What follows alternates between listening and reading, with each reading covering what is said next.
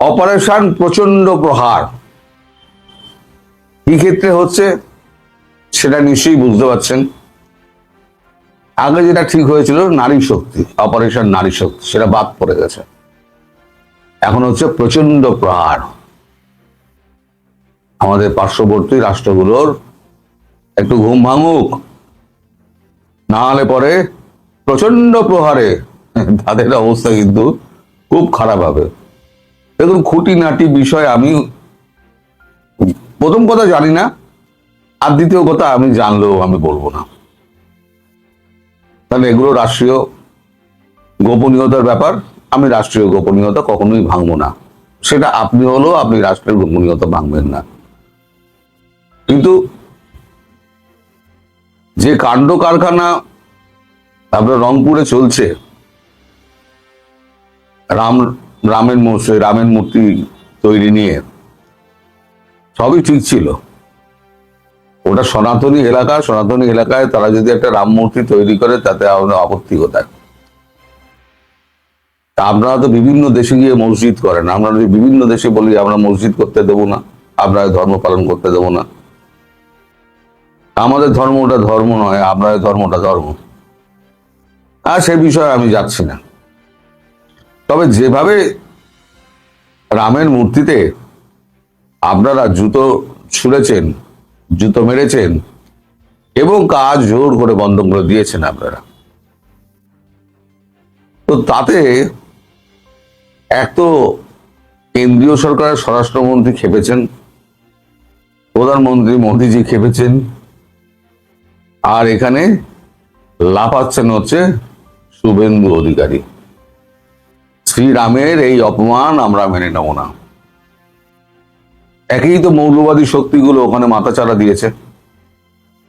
মানে আমি ব্যাখ্যা করছি কেন হঠাৎ রংপুর, সেটাই আমি ব্যাখ্যা করছি। তো মৌলবাদী শক্তিগুলো ওখানে মাথাচাড়া দিয়েছে, হিন্দুরা ওখানে নিষ্পেষিত, নির্যাতিত, ম্যাক্সিমাম হিন্দু ওখানে রয়েছে।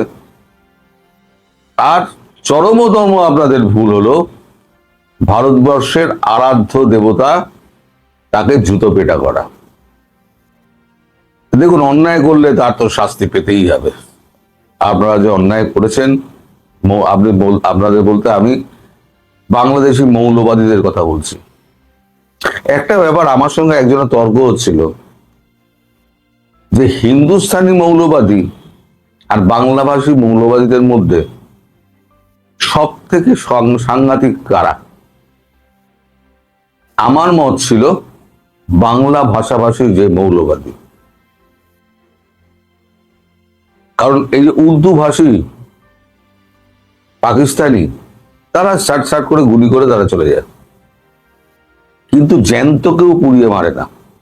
এটা শুধু বাঙালি মৌলবাদীদের মধ্যে প্রচন্ড রকম দেখা যাচ্ছে।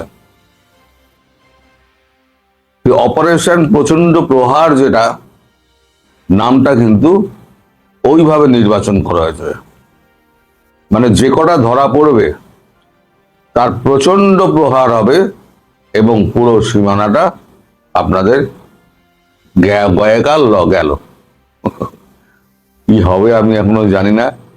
ভারতবর্ষ তো সবসময় ঘোড়ার আড়াই প্যাচ মারে, আর ধীর স্থির খুব ধীরে ধীরে ধীরে ধীরে কাজকর্ম করবে। কবেই কাজ শুরু হবে? শুরু হলে তো 24 ঘন্টা শেষ হয়ে যাবে, 24 ঘন্টাও লাগবে না, কিন্তু কবে শুরু হবে সেটা না আমি জানি না আপনি জানেন। যাতে সংস্কৃত বলে দেবা ন জানন্তি। কিন্তু আপনাদের সংসদে যেভাবে আলোচনা করা হচ্ছে, শুভেন্দু অধিকারীকে থামানো যাবে না। শুভেন্দু অধিকারী সামনে কিছু বলছেন না, কারণ এটা কেন্দ্রীয় সরকারের ব্যাপার, দুটো রাষ্ট্রের ব্যাপার। সেখানে একটা রাজ্য সরকারের মুখ্যমন্ত্রী কোনো কথা বলতে পারে না, এটা সাংবিধানিকভাবে উচিত নয়। তাই তিনি কিন্তু চুপ করে আছেন। তার মানে এই নয় যে তিনি কিন্তু মেনে নিচ্ছেন ব্যাপারটা। আপনারা ভাবছেন হয়তো ভারতবর্ষ একটা দেখতে দেখতে দেখতে দেখতে সহনশীল রাষ্ট্র, ও কিছুই করবে না। এই যে আপনাদের মধ্যে যে এই যে ভুল ধারণা, একটা ভ্রান্ত ধারণা তৈরি হয়েছে, ভারতবর্ষ ভীতু, ভারতবর্ষের মানুষ ভীতু। ভারতবর্ষের মানুষও ভীতু না, ভারত সরকারও ভীতু না, আর বাঙালিও ভীতু নয়। আমরা দেরিতে জাগি, সহ্য করি, কিন্তু যদি অত্যাচার সহ্যের সীমার বাইরে চলে যায়, তখন আমরা যে অ্যাকশন নিই, সে অ্যাকশন কিন্তু ইতিহাস মনে রাখে।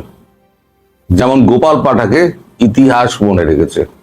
ভয়ে মুসলিমরা পশ্চিমবঙ্গ ছেড়ে পালিয়ে গিয়েছিল গোপাল পাঠার ভয়ে।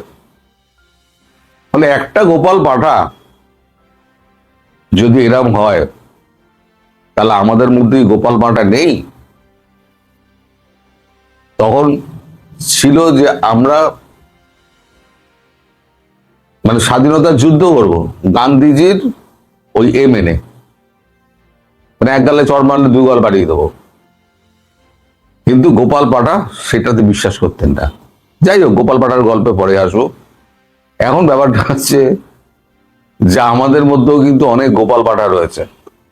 তারা কিন্তু এখন উচ্ছিংড়ের মতো লাফাচ্ছে। তারা বলছে যে আমাদের বর্ডার খুলে দাও, আমরা গিয়ে ব্যবস্থা করে নিচ্ছি।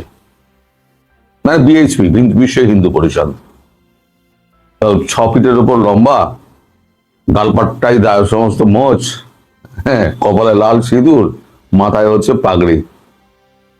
ওই আগেকার দিনে সেই ডাকাতের গল্প শুনতেন না, রে রে রে রে রে রে রে রে ডাকাত পড়তো, ওই রকম ভাবে তারা হুড় হুড় করে কয়েক লাখ ঢুকে পড়বে। সেনাবাহিনীরও দরকার হবে না। তারা এখন খুব উচ্চিংড়ের মতো লাফাচ্ছেন। তারা রাষ্ট্রীয় স্বয়ংসেবকের তারা চাপ সৃষ্টি করছে এবার, যে রামের মূর্তিতে যারা জুতো মেরেছে তাদেরকে ছাড়া হবে না। রাজশাহীর ব্যাপার পরে দেখা হবে, রংপুর ছাড়া হবে না। আপনারা যেদিকে যাচ্ছেন তাতে আমার মনে হয় খুব শীঘ্রই আপনাদের মধ্যে থেকে যদি সেরকম ভাবে কোনো রকম মানে সদর্থক পদক্ষেপ না নেওয়া হয়, তাহলে খুব শীঘ্রই কিন্তু আপনাদের অশান্তির দিন নেমে আসছে। আমি আর কিছু বলবো না, শুধু একটাই বলবো, নাম ঠিক হয়েছে প্রচন্ড প্রহার। এখন এই প্রচন্ড প্রহারের মধ্যে কোন কোন ধরনের প্রহার রয়েছে, প্রহার এন ধনঞ্জয়, সেটা সেই দিন বোঝা যাবে যেদিনকে 12 ঘন্টা 14 ঘন্টার যুদ্ধতে পুরো রংপুর ভারতের দখলে চলে আসবে। দুটো কাজই হয়ে গেল। একটা হলো চিকেন নেক চওড়া হয়ে গেল, আর দ্বিতীয় হলো যে ওখানকার হিন্দুদের রক্ষা করা, এবং যত মৌলবাদী আছে, বললাম প্রচন্ড প্রহার, প্রহার এন ধনঞ্জয়, তুলে এনে প্রহার এন ধনঞ্জয় হবে। তখন ওটা ভারতীয় এলাকা, সমস্ত ভারতীয় আইন চলবে। এবার বাকি বিশ্ব কি বললো সে তো এখন জোরজার বললুক তার, বোঝেন না? কাল রাতে বলেছিলাম আমি, জিসকা লাঠি উসকা ভ্যাঁস। সারা পৃথিবী জুড়ে তাই চলছে। কেউ দেখবেন এগিয়ে আসবে না। এই যে আপনারা একটা স্বপ্নের ঘুরে থাকেন না, এই অমুক দেশ এগিয়ে আসবে, তমুক দেশ এগিয়ে আসবে, কেউ এগিয়ে আসবে না। পাকিস্তান যখন মার খেলো তখন কিন্তু কেউ এগিয়ে আসেনি। পাকিস্তান আবার খুব শিগগির মার খাবে, খুব শিগগির।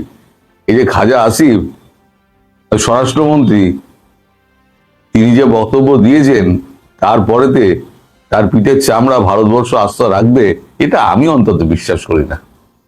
যাই হোক, কিভাবে কি এগোচ্ছে না হচ্ছে পরবর্তী ভিডিওতে আপনারা জানাবো।